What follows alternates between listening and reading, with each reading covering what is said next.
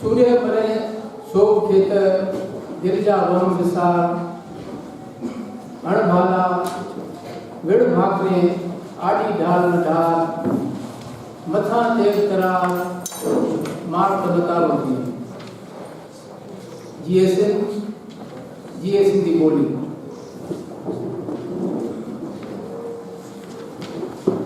सबका पहिरियां मां वर्ल्ड सिंधी कांग्रेस जे दोस्तन जो घुराईंदो आहियां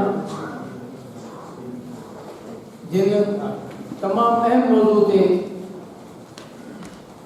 इन कॉन्फ्रेंस जो इनकाद कयो आहे ऐं हर साल सिंध जे अहम इशू ते अहिड़े क़िस्म जूं कॉन्फ्रेंसिस कंदा रहंदा आहिनि। इन खां सवाइ सिंध में जेके इंसानी हक़नि जूं भटकड़ियूं थियनि थियूं जेका मतभेद आहे उन हवाले सां वर्ल्ड सिंधी कांग्रेस आलमी इदारनि सां लह विचड़ में अची सिंध जो केस तमामु वॾी अहमियत सां पेश कयो आहे। असांजे गुज़िरियल सेशन में असांजे मुख़्तलिफ़ दोस्तनि तमामु सुठियूं ॻाल्हियूं कयूं। मां छाकाणि त मुंहिंजो मीडिया सां तालुक़ु आहे, मुंहिंजो radio voice of Sindh London जेको सिंध जो आवाज़ आहे, सिंध जी नुमाइंदगी करे पियो, सिंध जे हक़नि जी ॻाल्हि करे पियो, मां तव्हांजा सिर्फ़ु चंद मिनट वठंदुसि, चंद लफ़्ज़ ॻाल्हाईंदुसि। ॻाल्हाइण जे लाइ त तमामु घणा दोस्त ॻाल्हाए चुका आहिनि ऐं ॿिया दोस्त बि ॻाल्हाईंदा। मां सिर्फ़ु एतिरी गुज़ारिश कंदुसि त सिंध जा जेके इशू आहिनि, जेके इशूज़ आहिनि, असां कोशिशि इहा कयूं था त माज़ी में जेको कुझु थियो आहे असां तमामु घणो पोइते वञी शयुनि खे हिन दौर में वठी अचूं था। मुंहिंजी नज़र में इन सभिनी जेके बि दोस्तनि ॻाल्हियूं कयूं आहिनि माज़ी जूं, जेके बि ज़्यादतियूं थियूं सिंधी क़ौम सां, सिंध सां, उन्हनि सां कंहिंखे बि को इख़्तिलाफ़ कोन्हे। सवाल इहो आहे त इन दलदल मां, इन दोज़ख मां, इन किरब वारी पोज़ीशन मां असांखे कीअं निकिरणो आहे। असां अहिड़ी सूरत हाल मां कीअं सर्वाइव करे सघूं था, छाकाणि त सिंध जंहिं सूरत हाल जो शिकार आहे, असां वटि साईं नसीर मेमण साहब वेठो आहे। साईं तमामु अजीब में वञी सिंध जे इशूज़ खे एड्रेस कयो आहे,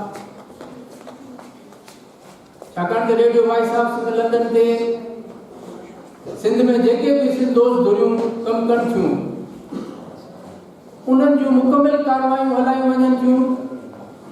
इन जे करे मुंहिंजो उन हवाले सां तमामु गहरो तालुक़ु आहे त असां जेका सिंध जी सूरत हाल आहे, जिते तालीम कोन्हे, तालीम खां सवाइ दुनिया में किथे इनकलाब आयो आहे, असां उन पासे ध्यानु घटि ॾियूं था। सिंध में जेके असर रखंदड़ धुरियूं आहिनि,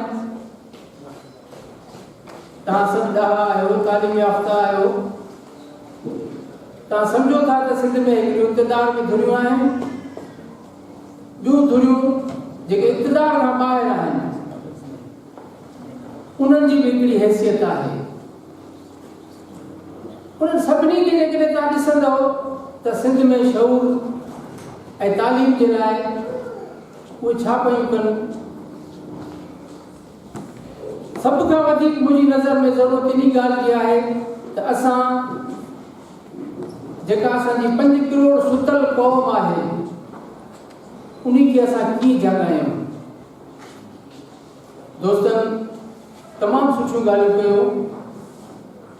मज़हबी बुनियाद ते असांखे विरायो वञे थो।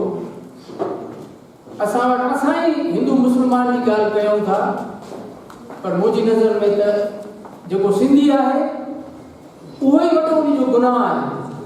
उहो भले हिंदू हुजे या मुस्लमान हुजे, या जेका करोड़नि जी तादाद में पाराड़ी में जेके माण्हू असांजा ज़ुल्म ऐं ज़्यादतियुनि जो शिकार आहिनि,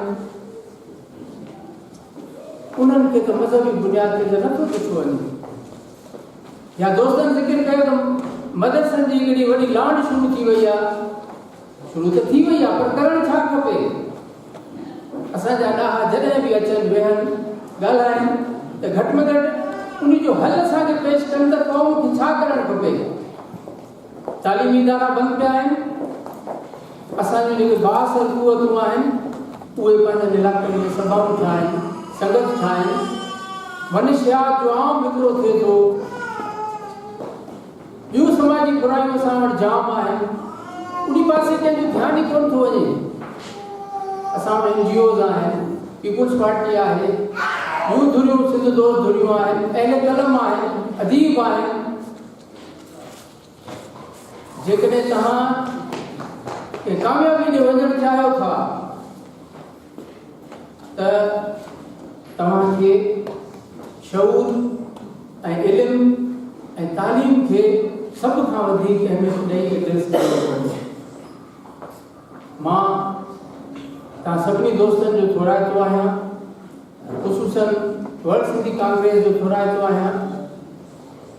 मूंखे न्याज़ हमायूं जो हिकिड़ो शहर यादि अचे थो, जेको सिंध जी सूरत हाल जी अकासी करे थो त रोईंदे रोईंदे नीर फुटी विया, लहू अची वियो अखियुनि में, आऊं कीअं खिलंदे खीर पियां, मुंहिंजी सिंधड़ी आहे सुर्खनि में। असां radio voice of Sindh London वारा तव्हांजी हर जदोजहद में तव्हां सां गॾु आहियूं, तव्हांजो मुकमिल साथ ॾींदासीं।